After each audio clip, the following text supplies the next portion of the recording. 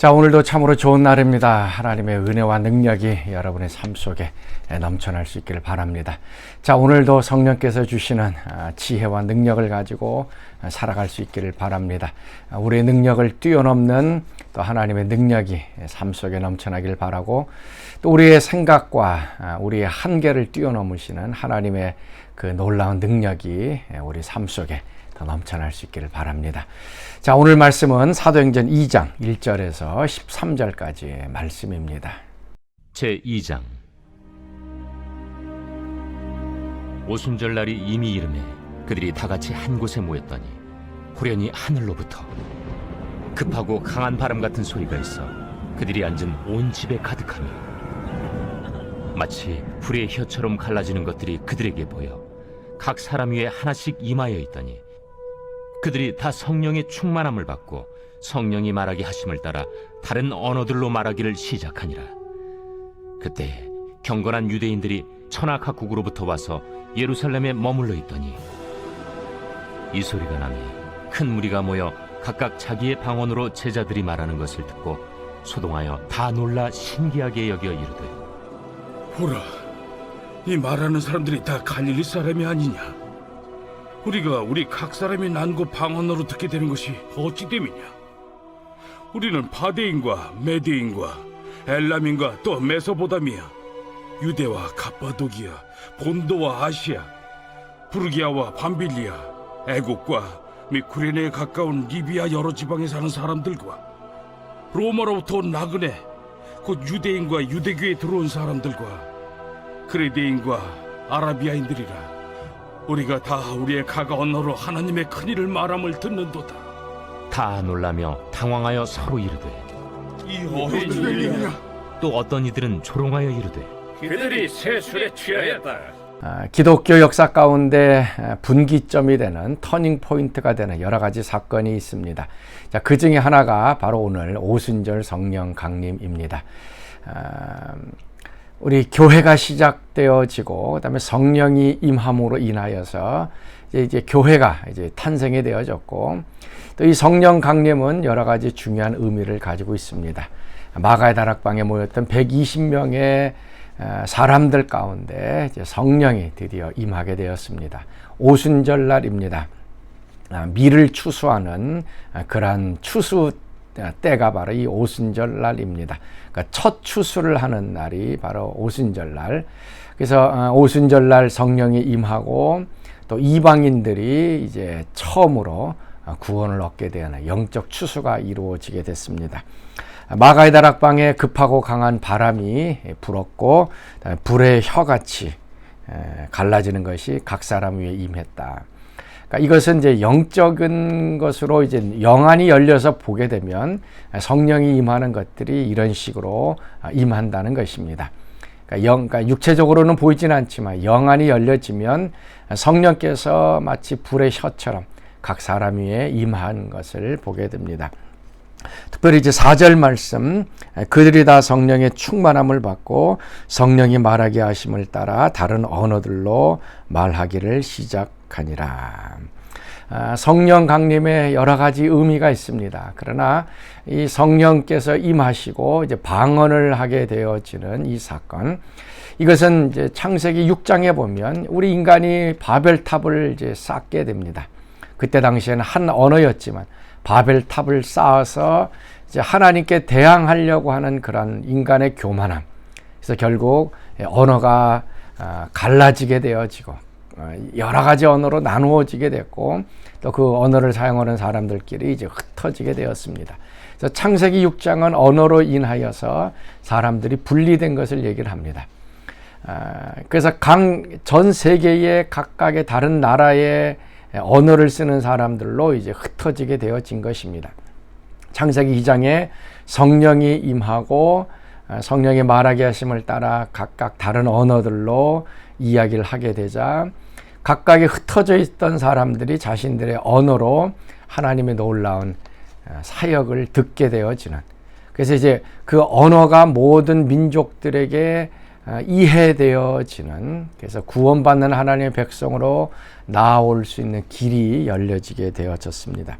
특별히 모든 사람들 가운데 성령이 임하는 이 오순절 사건이 중요합니다.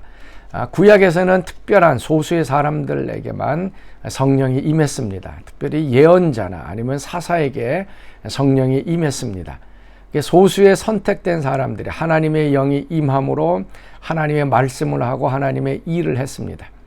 그러나 신약에 와서는 모든 사람에게 성령이 임하게 되어졌습니다. 바로 그것은 예수님의 십자가의 구원의 사건을 통해서 이제 모든 사람들이 이제 죄 용서함을 받고 깨끗함을 받아 하나님의 백성이 되었기 때문에 그렇습니다.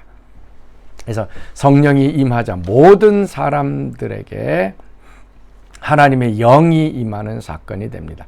그래서 이 하나님의 영이 어떤 몇몇 소수의 사람들에게 임하는 것이 아니라 모든 사람들에게 임하게 되어집니다. 또 성령이 말하게 하심을 따라 다른 언어로 이야기했다. 성령의 말하게 하심을 따라.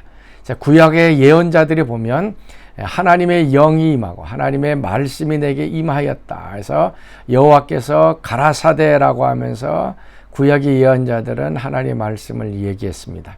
그러니까 하나님의 말씀이 임하자 구약의 예언자들은 그 말씀을 선언했습니다. 근데 오늘 이 오순절날 성령이 맞아 성령이 말하게 하심을 따라서 모든 그 120명의 사람들이 각각의 언어들로 말하게 되었다. 그러니까 구약의 예언자들에게 임했던 그 성령의 역사가 이 지금 120명의 신약 시대에 와서는 모든 성도들 가운데 하나님의 말씀을 증거하는 하나님의 말씀을 하는 그런 이제 예언자의 영이 이제 부어지게 되어진 것입니다. 구약에는 소수의 사람이었지만 신약에서는 이제 모든 성도들이 하나님의 말씀을 대언하는 자들이 되었습니다. 종교개혁을 일으켰던 마틴 루터, 그가 주장했던 것 중에 하나가 만인 제사장설입니다. 사제를 통해서 우리가 하나님께 나아가는 것이 아니라 모든 사람들이 제사장이다. 그러니까 사제가 없이 그냥 우리가 우리 스스로 하나님 앞에 나아갈 수 있다. 그래서 만인 제사장설을 얘기했습니다. 오늘 이 사도행전 2장은 만인 예언자설을 얘기를 하고 있습니다.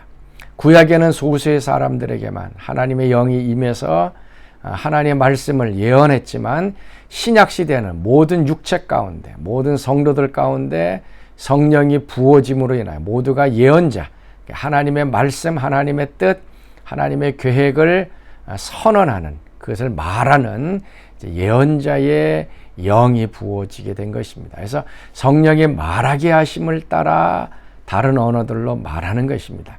그래서 우리 성도들은 이제 내 생각, 나의 뜻, 나의 그 언어만 사용하는 것이 아니라 이제 하나님의 영이 임함으로 인해서 하나님의 말하게 하심을 따라 하나님의 뜻, 하나님의 계획들을 이제 이야기하는 하나님의 이제 예언자, 하나님의 대언자의 삶을 살게 되는 것입니다. 자, 사랑하는 성도 여러분, 자, 오늘 하루도 성령의 말하게 하심을 따라 말하는, 그래서 우리의 언어와 생각을 또 성령님께 내어드리고 또 하나님께서 우리를 통하여 하시고자 하는 말씀을 또 말하는 그런 귀한 하루 되시길 바랍니다. 자, 우리 같이 기도하겠습니다. 하나님, 오늘도 우리에게 성령을 부어 주시니 감사합니다. 성령이 말하게 하심을 따라 오늘도 하나님의 생각을 이야기하고 하나님의 뜻을 전달하는 귀한 하루 되게 하여 주옵소서. 이제는 우리 주 예수 그리스도의 은혜와 하나님의 그 크신 사랑하심과 성령의 교통과 기름 부으심이 사랑하는 성도들 가운데 늘 항상 함께 하시기를 간절히 축원하옵나이다. 아멘.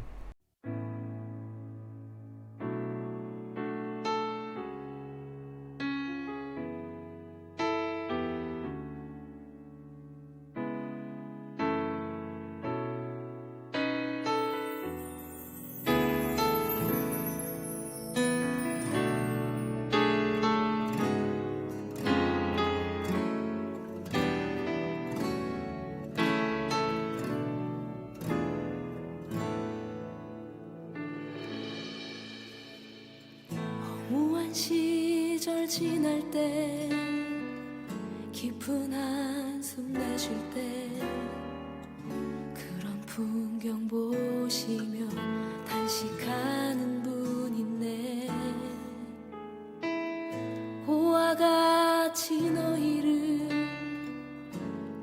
버려두지 않으리. 내가 너희와 영원히 함께하리라. 성령이 오셨네. 성령이 오셨네. 내 주에 보내신 성령이 오셨네. 우리 인생 가운데 신이 찾아오셔서 그 나라 꿈꾸게 하시네. 자매님들이 고백하겠습니다. 억눌린 자 갇힌 자 자유함이 없는 자 피난처가 되시는 성령님 계시네. 주의 영이 계신 곳에 참 자유가 있다네. 진리의 영이신 성령이 오셨네. 다 함께 성령이 오셨네. 성령이 오셨네. 성령이 오셨네. 내 주에 보내신